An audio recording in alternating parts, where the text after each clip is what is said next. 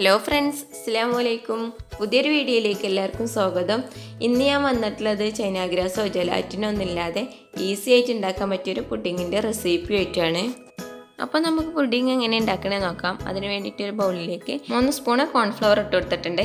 ഇത് മിക്സ് ചെയ്യാൻ ആവശ്യമായ പാൽ ഒഴിച്ചു കൊടുക്കാം. ഞാനിവിടെ 1/4 കപ്പ് പാലാണ് ഒഴിച്ചു കൊടുത്തിട്ടുള്ളത്. പാലിന് പകരം വെള്ളം ഒഴിച്ചു കൊടുത്താലും മതി. ഇനി ഇതൊരു സൈഡിലേക്ക് മാറ്റി വെക്കാം.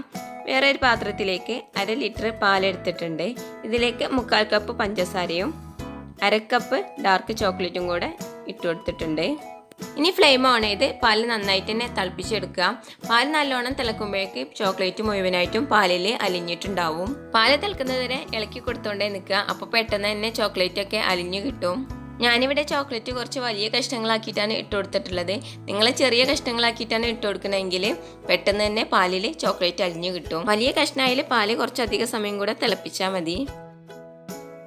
പാല് നന്നായിട്ട് തിളച്ച് ചോക്ലേറ്റ് ഒക്കെ മുഴുവനായിട്ടും പാലിൽ അലിഞ്ഞിട്ടുണ്ട്. ഇനി ഇതിലേക്ക് നേരത്തെ നമ്മൾ തയ്യാറാക്കി വെച്ച കോൺഫ്ലവറിൻ്റെ മിക്സില്ലേ, അത് ഇതിലേക്ക് ഒഴിച്ചെടുത്ത് കൈയെടുക്കാതെ ഇളക്കി കൊടുത്തോണ്ടേ നിൽക്കുക.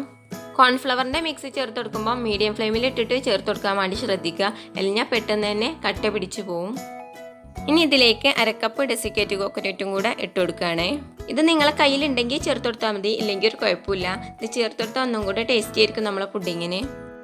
ഇനി നന്നായിട്ട് ഇളക്കി കൊടുത്ത് നല്ല ക്രീമി ആക്കിയിട്ട് എടുക്കണം. ഇനി തീ അല്പം കൂട്ടി കൊടുത്ത് ഈ ഒരു പരുവത്തിലാക്കി എടുക്കുക. തീ കൂട്ടി കൊടുക്കുമ്പോൾ അടിക്ക് പിടിക്കാതിരിക്കാൻ ശ്രദ്ധിക്കുക. ഇനി ഫ്ലെയിം ഓഫ് ചെയ്യാം. ഇത് സെറ്റ് ചെയ്യാൻ വേണ്ടിയിട്ട് ഞാനൊരു കേക്ക് ടിന്നിലാണ് ഒഴിച്ചെടുത്തിട്ടുള്ളത്. അതിൽ കുറച്ച് ബട്ടറൊക്കെ തേച്ച് കൊടുത്തിട്ടുണ്ട്. നിങ്ങളെ കയ്യിലുള്ള ഏത് പാത്രത്തിൽ വേണമെങ്കിലും ഇത് സെറ്റ് ചെയ്തെടുക്കാം. നിങ്ങൾക്ക് ഏത് ഷേപ്പിലാണ് വേണ്ടത് ആ പാത്രത്തിലൊക്കെ ഇത് സെറ്റ് ചെയ്തെടുക്കാം. ഇത് നന്നായിട്ട് ചൂടാറിയതിന് ശേഷം ഇതിൻ്റെ മുകളിൽ കാണാൻ ഭംഗിക്ക് വേണ്ടിയിട്ട് കുറച്ച് ചോക്കോ ചിപ്സ് ഇട്ട് കൊടുക്കുകയാണ്. ഇനി ഇത് ഫ്രിഡ്ജിൽ വെച്ചിട്ട് 1 മണിക്കൂർ നന്നായിട്ട് തന്നെ തണുപ്പിച്ചെടുക്കുക.